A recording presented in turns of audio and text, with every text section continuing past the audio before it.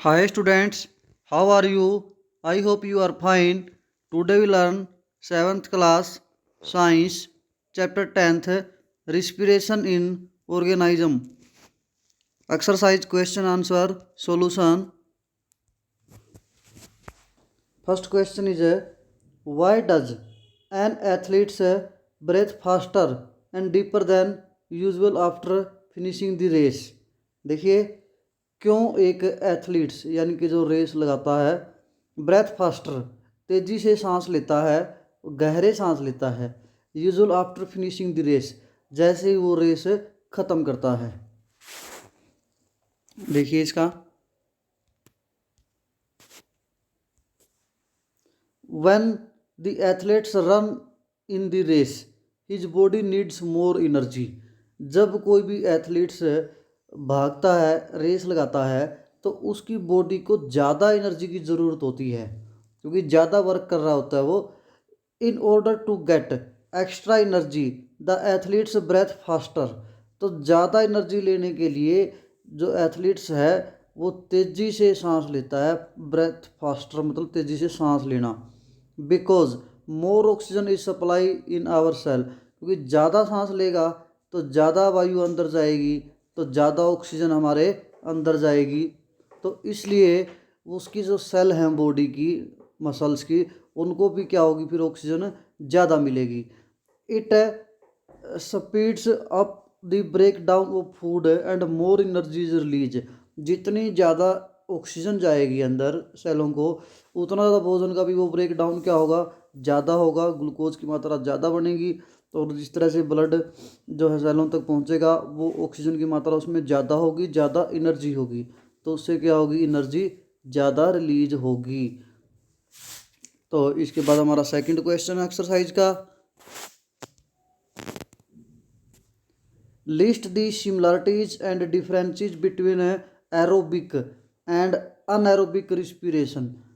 देखिए भाई सिमिलरिटी मतलब एक जैसी बात क्या है डिफरेंस मतलब कि अंतर क्या है किस किस में अनएरोबिक में और एरोबिक रिस्पिरेशन में। देखिए सिमिलरिटी क्या है दोनों में। पहले food is oxidize in both case.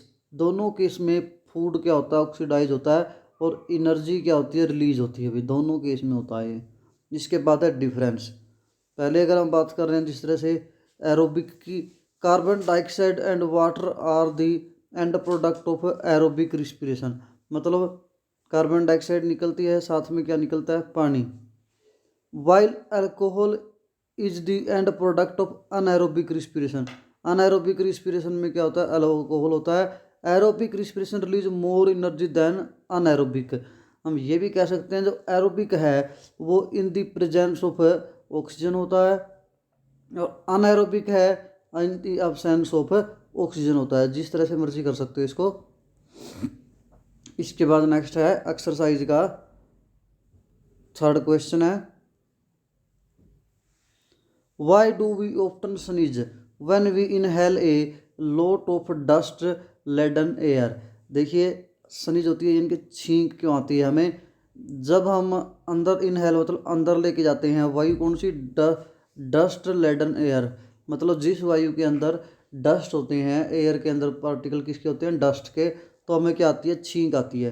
देखिए when dust particle enter our nostril जब हमारी नाक के अंदर इंटर करते हैं dust particle it triggers a message to the brain. दिमाग में एक मैसेज आता है the brain instruct the nasal chamber to initiate sneezing. उसके बाद ब्रेन यानी कि नासल चैम्बर नासा कैविटी जो होती है उसको एक मैसेज देता है स्नीजिंग का। This is method of to remove the unwanted dust particle क्योंकि वो ये चाहता है जब डस्ट पार्टिकल नाक में चले गए वो बाहर निकले from the nostril.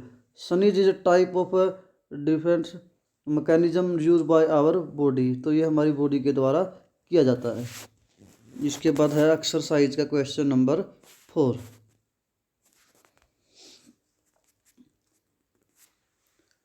Take 3 test tube 3 test tube लीजिए fill each of with water उनको वाटर से भर दीजिए label them A B C, तीनों पे, एक पे लेबल ए लगा दिया, दूसरी पे बी लगा दिया, तीसरी पे सी लगा दिया। Keep a snail in test tube A test tube में एक स्नेल ले लीजिए। Water plant in test tube B में क्या ले लिया, वाटर प्लांट ले लिया।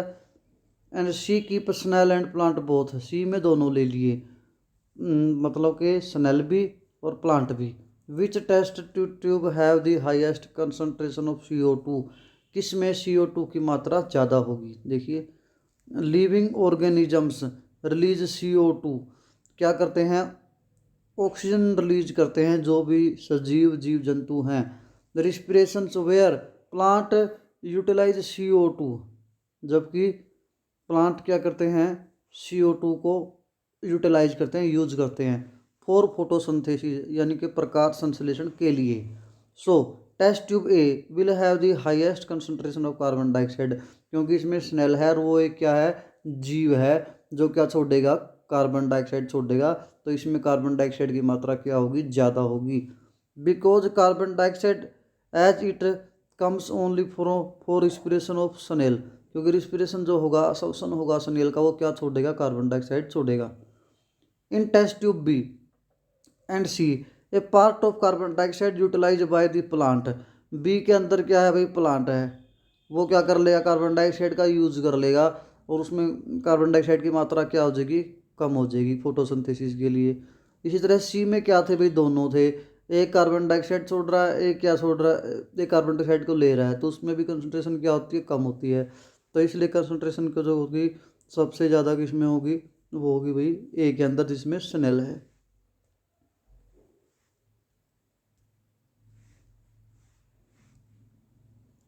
इसके बाद आगे नेक्स्ट एक्सरसाइज का 5th क्वेश्चन है, टिक द करेक्ट आंसर। देखिए, फीलिंग MCQ क्वेश्चन है, in cockroach air enter the body through. देखिए, कॉकरोच में जो एयर है वो किसके द्वारा इंटर करती है, एयर लंग्स के द्वारा, स्किन के द्वारा, स्प्रिंकल्स के द्वारा। तो देखिए, स्प्रिंकल्स के द्वारा इंटर करती है कॉकरोच के अंदर। इसके बाद बी पार्ट है, during heavy exercise we get cramps in the legs due to accumulation of. देखिए, किसकी वजह से जब हम ज़्यादा एक्सरसाइज करते हैं हमारी टांगों में दर्द होने लगता है, तो वो होता है लैक्टिक एसिड की वजह से, लैक्टिक एसिड जमा हो जाता है। इसके बाद है, normal range of breathing rate पर minute in average adult person at rest is. जो नॉर्मल रेट है सांस लेने का, श्वसन करने का, एक वयस्क का, वो क्या है, 15 से 18 बार 1 मिनट में सांस लेता है। ड्यूरिंग एक्सहेलेशन द रिब्स, जब हम बात करते हैं एक्सहेलेशन की, तो सांस हम बाहर छोड़ते हैं, बाहर सांस छोड़ते हैं, तो रिब्स क्या जाते हैं हमारे, मूव्स डाउनवर्ड्स, तो नीचे की तरफ जाते हैं हमारी रिब्स कैज, मूव्स डाउनवर्ड्स। इसके बाद एक्सरसाइज का क्वेश्चन नंबर 6 है, मैच दी कॉलम 1 विद 2। देखिए, कॉलम 1 और 2 को मिलाया हुआ है, यीस्ट होता है जो, वो किस के क्या बनाता है, अल्कोहल। डायफ्राम होता है चेस्ट कैविटी के अंदर, इनको बोलते हैं। और स्किन के द्वारा सांस कौन लेता है, अर्थोरम्स। लीव्स के क्या आता है, स्टोमेटा। फिश किसके साथ द्वारा सांस लेती है, गिल्स के द्वारा। फ्रॉग सांस लेता है लंग्स और स्किन के द्वारा। इसके बाद एक्सरसाइज का question number 7 true and false है। देखिए, during heavy exercise breathing rate of person slow down. जब हम ज़्यादा एक्सरसाइज करते हैं, क्या सांस लेने की प्रक्रिया का रेट क्या होता है, कम होता है, नहीं, तो इसका मतलब ये क्या है, फॉल्स है ये। अगला है, plants carry out photosynthesis only during the day and respiration only at night. ये कह रहा है क्या सिर्फ फोटोसिंथेसिस दिन में होता है और श्वसन सिर्फ रात में होता है, ऐसा नहीं होता है भाई, ये भी क्या है, गलत है। Frogs breathe through their skin as well as their lungs, ये सही है, ट्रू है ये।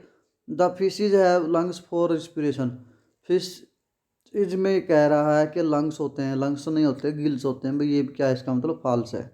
The size of chest cavity increase during inhalation, जब हम अंदर सांस लेते हैं तो चेस्ट कैविटी हमारी छाती क्या होती है, फूल जाती है, तो ये क्या है, ट्रू है।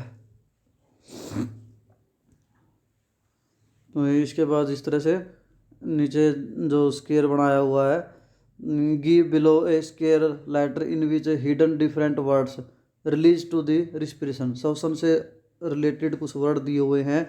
These words may be present in any direction, upward downward along diagonal, find words your respiratory system cause about these words given below square.